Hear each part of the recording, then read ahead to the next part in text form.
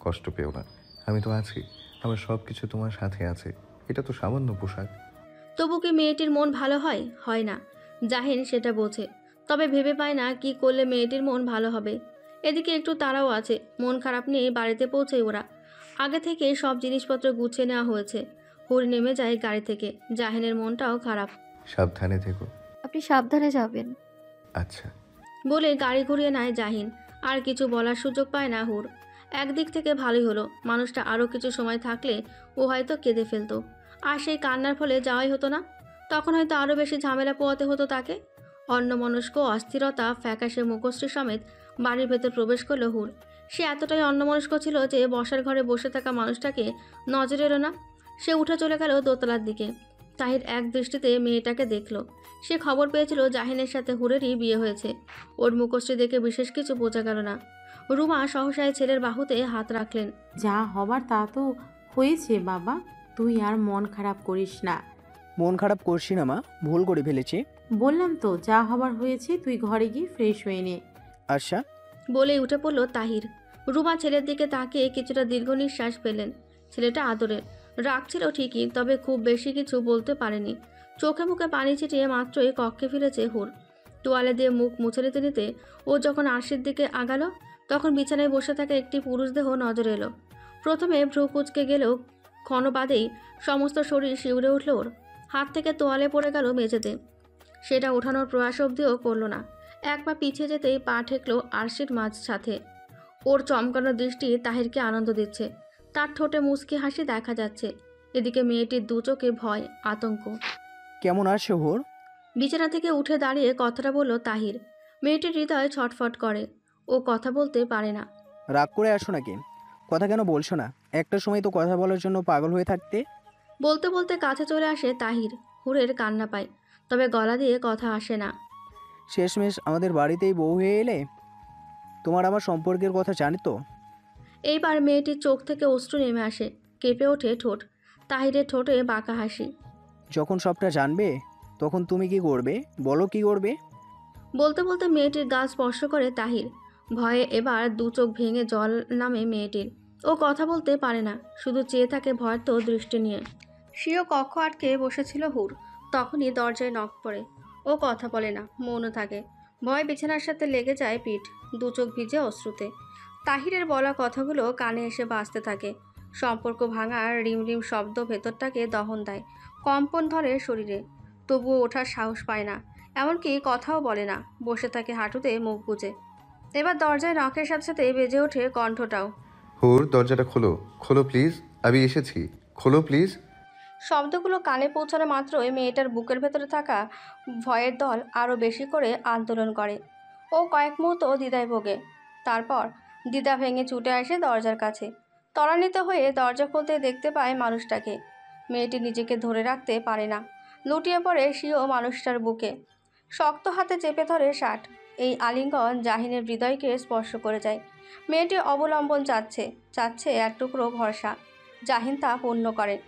দু হাতে মেয়েটিকে জড়িয়ে নেয়, আদুরেভাবে বলে, এই বোকা মেয়ে, দরজা আটকে ছিলে কেন? জানো ভয় লাগছিল। আসলেই মেয়েটা বোকা। বোকা না হলে এভাবে দরজা লাগিয়ে বসে থাকতো না। তাহিরের বলা কথায় সম্পর্ক ভাঙার ভয়ে কান্না করতো না। জাহিন ওকে শান্ত করতে আদরের সাথে মাথায় হাত বুলিয়ে দেয়। কান্নাকাটি করে চোখ ফুলিয়ে রেখেছো, দেখি তো। বলে মেয়েটির মুখশ্রী দু হাতের তালুতে নিয়ে আসে।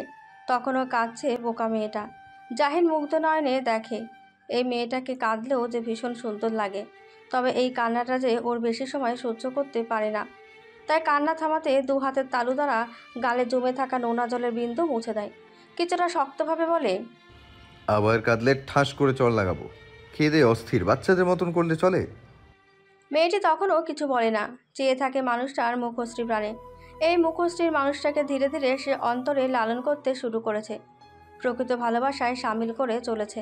তার অন্তরের শুদ্ধতা দিয়ে আলিঙ্গন করছে। কিন্তু সেটা যদি ভেঙে যায়, এই ভয়ে তো ওর অন্তর কাঁপে, কেঁদে ফেলে পুনরায়। জাহিন ফ্যালফ্যাল করে চেয়ে থাকে, হতাশ হয়। তবে মুখশ্রীতে কোনো বিরক্তি রাখে না।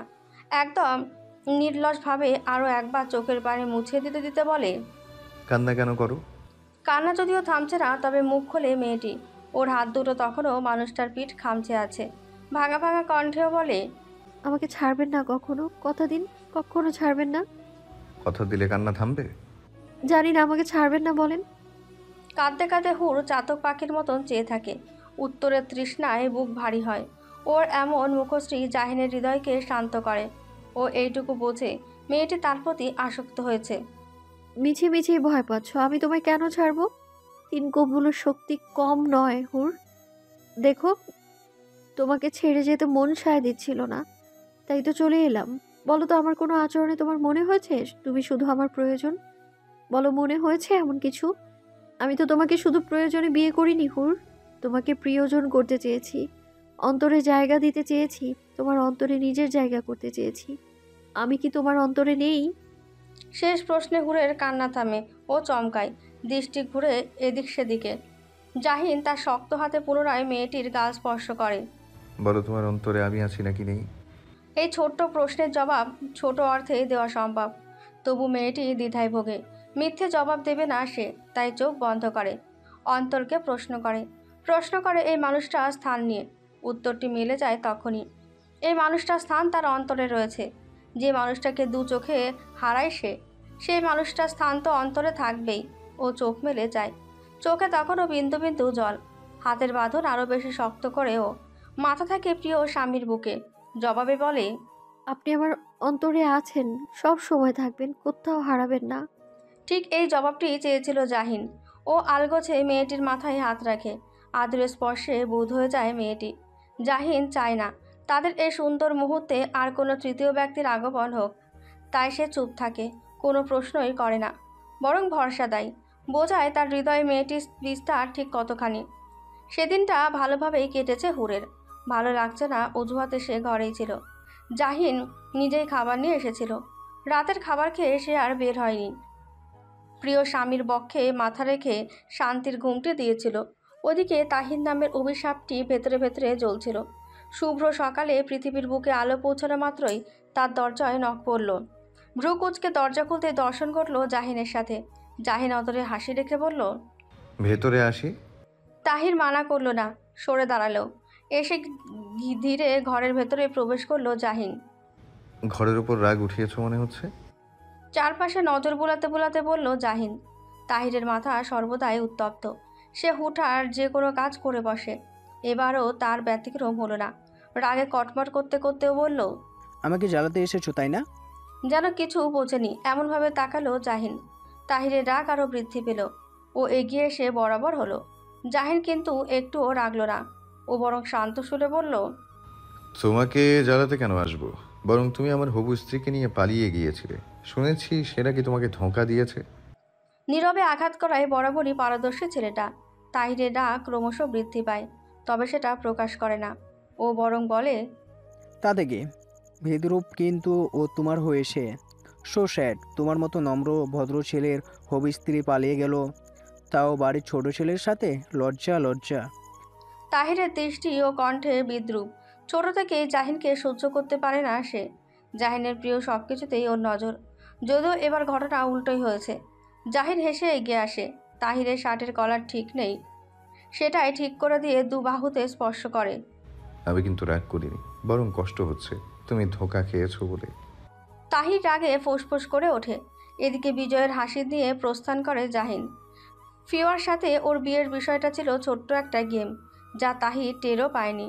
তাহির থাকাকালীন সময়ে হুরের সাথে ওর বিয়েটা অসম্ভব হয়ে উঠত, তাই ফিউনার সাথে বিয়ের নাটকটা করে সে। তাহির ভেবেছিল তার জালে পা দিয়েছে ফিউনা, অথচ বিষয়টা ছিল উল্টো। ফিউনা নয়, বরং তাহিরই জালে পা দিয়েছিল, যে জালটা ছিল স্বয়ং জাহিনের। ও এমনই, রাগ দেখাবে না, উঁচু গলায় কথাও বলবে না, নীরবে নিজের কাজটি করে ফেলবে, অথচ শত্রুপক্ষ টেরও পাবে না। সকালের নাস্তাটি নাকচ করার কোনো উপায় নেই। জাহিন বোঝে হুরের অস্বস্তি হয়, তবুও চাই মেয়েটি স্বাভাবিক হোক, সেটাও নিজ থেকে। একই সাথে উপলব্ধি করুক 3 কবুলের শক্তিকে। রুমার সাথে গত রাতে কথা হয়েছে। তিনি জানিয়েছেন তাহির নিজের ভুলটি উপলব্ধি করতে পেরেছে। তাছাড়া ওই মেয়েটিও তো ধোঁকা দিয়েছে। এর কারণটি অবশ্য কেউ জানে না। সব শুনে জাহিন স্বাভাবিকই থেকেছে। ও চাচ্ছে না তাহির কিংবা হুরের সম্পর্কের কথাটা আর কোথাও জানাজানি হোক। এমনটি হলে হুরকে হয়তো পরবর্তীতে ছোট হতে হবে। তাই সে চুপ থেকেছে। এমনকি সিদ্ধান্ত নিয়েছে মেয়েটিকে নিয়ে ঢাকায় থাকবে। নাস্তার টেবিলে বসে এসবই ভাবছিল, তখনই রুমা ভাব ডাকলেন। খাচ্ছ না কেন? জাহিন, মন খারাপ তোমার? দৃষ্টি মেলে তাকায় জাহিন, ছোট করে বলে, না, তবে একটা কথা ভেবেছি। কি? ঢাকায় ফিরবো, সাথে হুরকেও নিব। এই কথায় ডাইনিংয়ের পরিবেশ নীরব হয়। তাহির ভ্রু কুঁচকে তাকায়। শান্ত সুরে জাহিন বলে, কাজের চাপ তো বেড়েছে, দেখা যাবে ঠিক মতন আসতেও পারছি না। তার থেকে ভালো ও বরং আমার কাছে থাক। এই বিষয়ে ভদ্রমহিলার কিছুটা অনাগ্রহ রয়েছে। জাহিন ছোট থেকে ঢাকায় বড় হয়েছে, খুব একটা পিছুটান নেই তার, তাই বাড়িতে ফিরে না বললেই চলে। তিনি ভেবেছিলেন বউয়ের টানে হলেও এখন থেকে ছেলেটা বাড়ি ফিরবে, কিন্তু সেই পথটিও বন্ধ হওয়ার উপক্রম। তিনি হতাশ হয়ে পড়লেন, তবে কিছু করার নেই। তাহিরের করা অন্যায়টি তার হৃদয়কে এখনও দহন দেয়। জাহিনও হয়তো মন থেকে তাহিরকে ক্ষমা করতে পারছে না। বাড়িতে অবস্থান করলে দুই ভাইয়ের মাঝে দ্বন্দ্ব তৈরি হওয়ার সম্ভাবনাও রয়েছে। সব কিছু মিলিয়ে তিনি বলেন, ঠিক আছে, তুমি যেটা ভালো মনে করো। পুরো ঘটনায় তাহির আর হুর চুপ ছিল। দুজনেই কেউই কথা বলেনি। তবে মনে মনে হুর স্বস্তি বোধ করে। এখানে থাকলে তাহিরের মুখোমুখি হতে হবে, এতে করে ওর অন্তরের ভয়টি আরও বাড়বে। বিষয়টি ভেবে নিয়ে মনে মনে জাহিনের প্রতি কৃতজ্ঞ হলো হুর। সব কিছু ভেবেচিন্তে সিদ্ধান্ত নিয়েছে জাহিন। ও চাইলেই তাহির আর হুরের অতীত নিয়ে খোলামেলা কথা বলতে পারে, কিন্তু এখানেও একটা ভয় রয়েছে। ওদের সম্পর্কটা সবে একটু একটু করে প্রস্ফুটিত হচ্ছে। এই সময়ে অতীত খোলামেলা হলে দুজনের মাঝে দূরত্ব তৈরি হওয়ার সম্ভাবনা রয়েছে। হুর হয়তো ভাববে জাহিন তাকে মন থেকে মেনে নিতে পারছে না, অথবা নিজেকে ছোট মনে করবে সে। তাই ও চায় যদি বিষয়গুলো সামনে আনতেই হয় তবে সেটা হুরই আনুক। এমন তো নয় সে কিছু জানে না। ও তো জেনে বুঝেই মেয়েটিকে ভালোবেসেছে। হুর তখন তৈরি হচ্ছে, ব্যাগপত্র গুছিয়ে নিচ্ছে। জাহিন এগিয়ে এসে সাহায্য করার প্রয়াস করতেই মেয়েটি মুখ খুলল। ওখানে আমরা সবসময় থাকবো? বলা যায় মাঝে মাঝে এখানে বেড়াতে আসবো শুধু। ও, বলে মৌন হয় হুর। জাহিন একটু বোঝার চেষ্টা করে, তারপর বলে, মন খারাপ মনে হচ্ছে? না তেমন কিছু না। কিছু বলার থাকলে বলতে পারো। সামান্য দোমনা খেলা করছে মেয়েটির মুখশ্রীতে। ও ভেবেছিল এখানকার ভার্সিটিতে ভর্তি হবে, পড়াশোনাটা চালিয়ে যাবে, কিন্তু এখন তো ঢাকায় চলে যাচ্ছে। হুর, মেয়েটা তখনও দোটানায় ভোগে। ভরসা দিতে জাহিন তার দু হাতখানা বাহুতে রাখে। বলো কোন বিষয় নিয়ে চিন্তিত তুমি? ঢাকায় যেতে ইচ্ছে করছে না? তেমন না, তাহলে? ভেবেছিলাম পড়াশোনাটা চালিয়ে যাব। বাক্যটা বলেই মাথা নত করে মেয়েটি। জাহিন হাসে। এই সামান্য কথা বলতেও মেয়েটির মনে এতটা দ্বিধা। চিন্তা করো না, আমি তো আছি। আগেই ভেবেছি ঢাকায় আমার বাসার কাছে অনেক ভালো একটা ভার্সিটি আছে, সেখান থেকেই পড়াশোনা করতে পারবে। ভোকাবে সব কিছু আমার মাথায় আছে।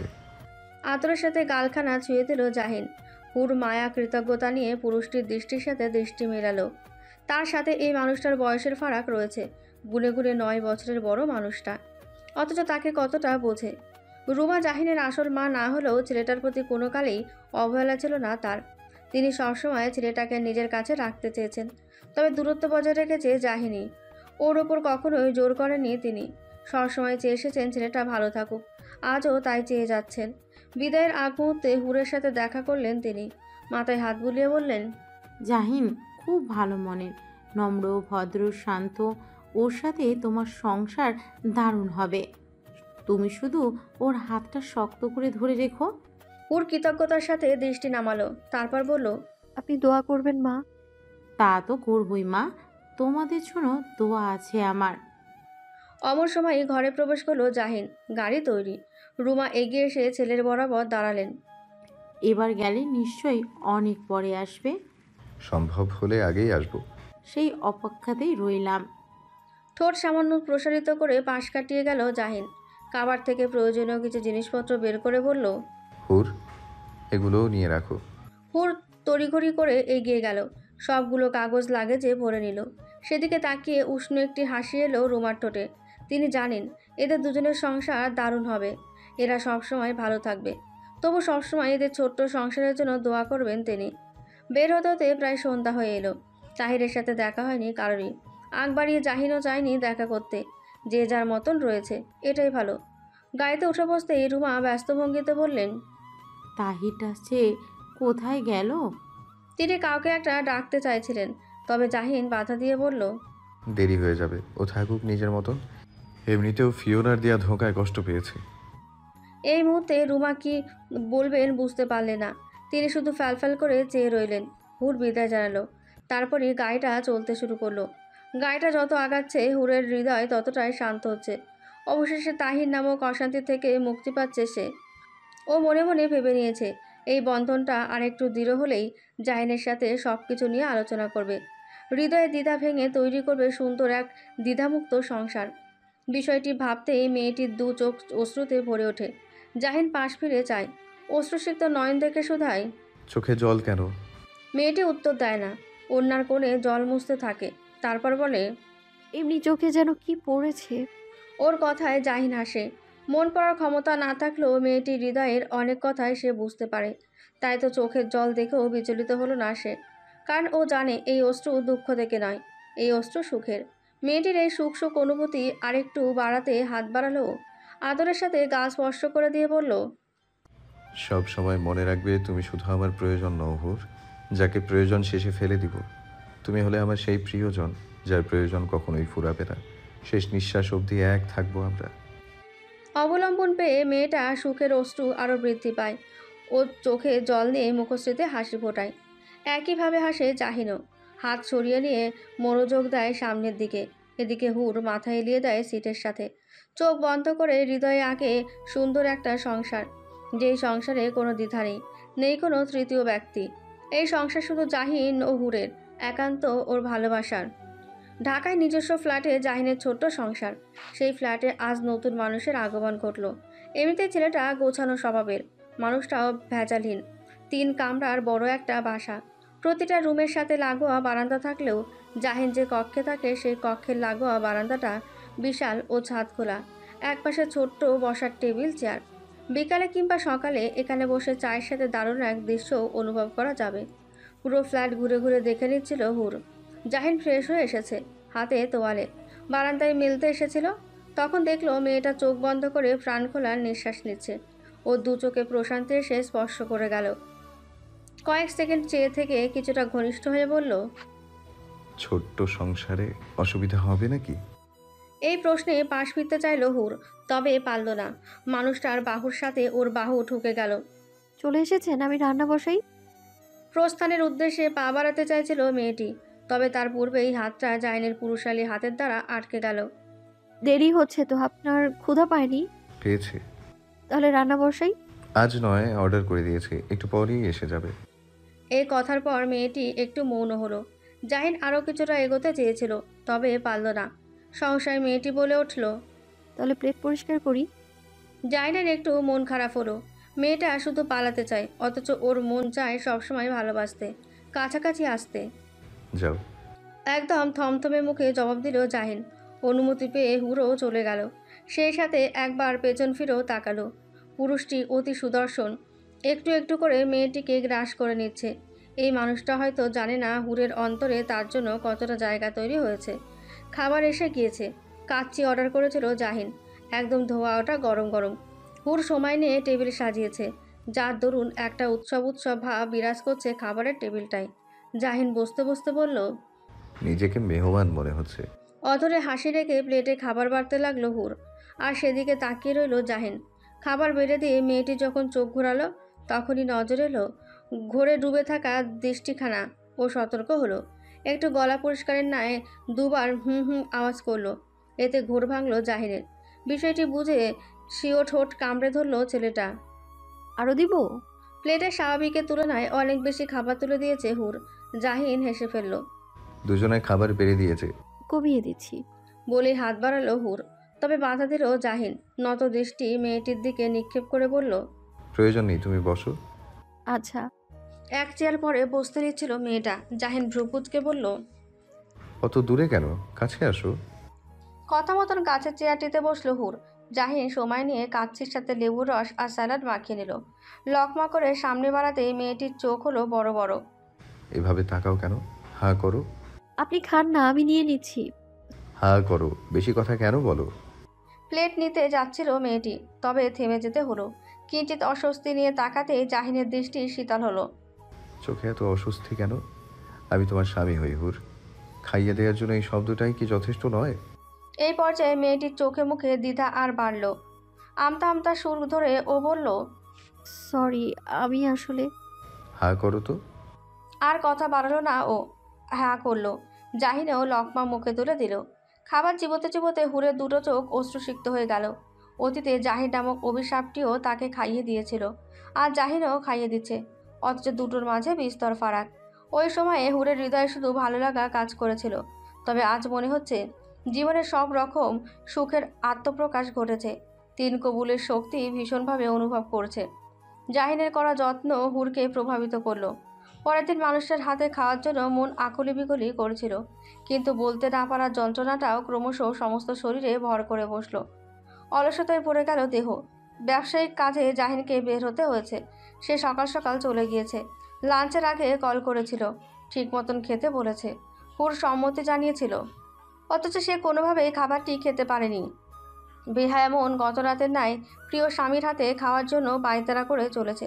দীর্ঘশ্বাসের পর দীর্ঘশ্বাস ফেলতে ফেলতে মেয়েটি বারান্দায় এসেছিল। ফুল গাছ থাকায় একটি প্রজাপতি ফুলের কাছে এসেছে। দেখতে ভালো লাগছে। ওর আগ্রহ হলো প্রজাপতিখানা ছুঁয়ে দেখার। লোকটি সামলাতে পারল না। দু হাতের মুঠোয় প্রজাপতিখানা তুলেছে মাত্র, অমনি রিংটং কানে বেজে উঠল। জাহিন কল করেছে ভেবে হুট করে কক্ষে প্রবেশ করলো। নতুন ফোন কিনে দিয়েছে মানুষটা, তাই নাম্বারগুলো সেভ নেই। ও কলটি রিসিভ করলো। হাসি হাসি মনে হ্যালো বলতেই ওপাশ থেকে দীর্ঘ একটি নিঃশ্বাস ভেসে এলো। এই নিঃশ্বাসের শব্দটি খুব করে অনুভব করতে পারে হুর। ওর গলা ধরে এলো। মা। ওপাশের ব্যক্তিটি শব্দহীন কেঁদে চলেছেন। মেয়েটিকে দেখার ছোঁয়ার বড় লোভ হচ্ছে, অথচ উপায় নেই। মা, এটা তুমি? কথা বলো, কথা বলো প্লিজ। এবার লতিফা জবাব দিলেন। কান্নাটা খুব ভালোই গিলে নিতে পারলেন, যার দরুন কোনো কিছুই বুঝলো না হুর। কেমন আছিস মা? আমার ফোনে টাকা নেই, পাশের বাসা থেকে কল করলাম। আমি তো ভালো আছি মা, খুব ভালো। তুমি কেমন আছো? ক্ষীণ সুরে লতিফা বললেন, ভালো। সত্যি বলতে খুব একটা ভালো নেই তিনি। শরীরে নানান রোগের উপস্থিতি টের পাওয়া যায়। তবে সব কিছু ছাপিয়ে কন্যার সাথে যখনই কথা বলেন, তখনই মন ভালো হয়ে যায়। ভালো হয় শরীরও। এ যেন কোনো এক জাদুকরী শক্তি। অথবা মায়ের মন এমনই হয়, সন্তানের সুখে সুখী, দুঃখেই দুঃখী। জাইনের সাথে একটু একটু করে হুরের ছোট্ট সংসারটা বেড়ে চলেছে। প্রয়োজনের অধিক জিনিস রয়েছে এই ফ্ল্যাটে, তাই নতুন করে কিছুই আনতে হয়নি, বরং সব কিছু বুঝে নিতে নিতেই কটা দিন পেরিয়ে গিয়েছিল। মাঝে মেয়েটিকে বাসার কাছাকাছি একটি ভার্সিটিতেও ভর্তি করিয়েছে জাহিন, তবে সময় হয়নি কোথাও ঘুরতে যাওয়ার। প্রচুর ব্যস্ততার মাঝে চলছে জীবন। সকালে উঠে অফিসে যাওয়া, লাঞ্চের আগে কল দিয়ে খোঁজ নেওয়া, রাতে ফেরার আগে জিজ্ঞেস করা কিছু আনতে হবে কিনা। এভাবে চলছে তাদের সংসার। নতুন বিয়ে ওদের। স্বাভাবিকভাবেই হুরের হৃদয়ে কিছু অভিযোগ আসার কথা, কিন্তু মেয়েটি কোনো প্রকার অভিযোগ করে না, বরং বাসাটাকে আপন করে নিয়ে সারাটা দিন পার করে দেয় নিজের মতো করে। আজ ফিরতে আরও একটু লেট হলো। ডোরবেল বাজা মাত্রই দরজা খুলেছে হুর। জাহিনের দৃষ্টিতে শীতল ভাব। দুঃখিত, অনেকটা লেট হলো। সাধারণত 8টার মধ্যেই চলে আসে জাহিন, কিন্তু আজ তেমন কিছু হয়নি। ফিরতে ফিরতে 10টা বেজে গিয়েছে। মানুষটার জন্যই অপেক্ষা করছিল মেয়েটি, তবে চোখে মুখে কোনো অভিযোগ নেই। সারাদিন কেমন কাটলো? পরের ব্লেজার খুলতে খুলতে শুধালো জাহিন। ছোট্ট করে জবাব দিল হুর। ঠিকঠাক। একা একা বোরিং লাগে না? কিছুটা, তবে সমস্যা নেই। ব্লেজারখানা খাটের ওপর রেখে পেছন ফিরল জাহিন। অদূরে দাঁড়িয়ে মেয়েটি।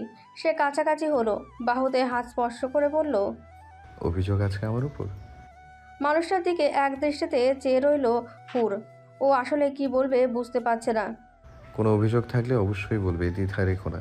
জানো তো, দ্বিধায় সংসার নষ্ট হয়। সংসার নষ্টের কথা ওঠা মাত্রই মেয়েটির চোখে মুখে ভয় এসে ধরা দিল। সেটা বুঝে জাহিন বলল, এত নরম কেন তুমি?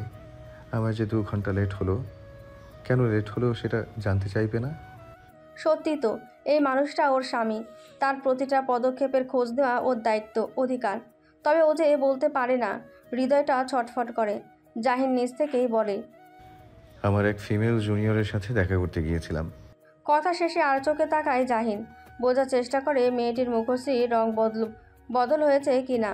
তবে ওকে অবাক করে দিয়ে নীরব থাকে মেয়েটি। জাহিন এবার হতাশ হয়। এই মেয়েটির হৃদয়ে আগ্রহ রয়েছে, তবে মুখে সেটির প্রকাশ নেই। এই সংকোচ ভাঙা খুবই জরুরি। মনে হচ্ছে মেয়েটিকে সব শিখিয়ে পড়িয়ে নিতে হবে। জাহিন রাতের খাবার খেয়ে আসেনি। ও জানতো তাকে ছাড়া হুরও খাবার খাবে না। তেমনটাই ঘটেছে। মেয়েটি দ্বিধার মাঝে খাবার বেড়ে টেবিলে রাখলো, তারপর অপেক্ষা করতে লাগলো মানুষটার। জাহিন এলো কিছু সময় পর। ফ্রেশ হয়ে এসেছে সে, চুলগুলো তোয়ালে দিয়ে মুছে নিলেও কিছু পানি জমে রয়েছে, দেখতে সুন্দর লাগছে। আপনি কি খাবার খাবেন? দ্বিধা ভেঙে শুধালো মেয়েটি। জাহিন হাতের দ্বারা চুলগুলো ঝেড়ে নেওয়ার মতন করে বলল, হ্যাঁ। খেয়ে আসেননি? খেয়ে আসলে ভালো হতো। তেমনটা বলতে চাইনি। আচ্ছা বসো তুমি। নিজে বসতে বসতে মেয়েটিকেও বলল জাহিন। তার ক্ষুধা লেগেছে। লাঞ্চের পর পুরো সময়টায় শুধুমাত্র 1 কাপ কফি খাওয়া হয়েছে।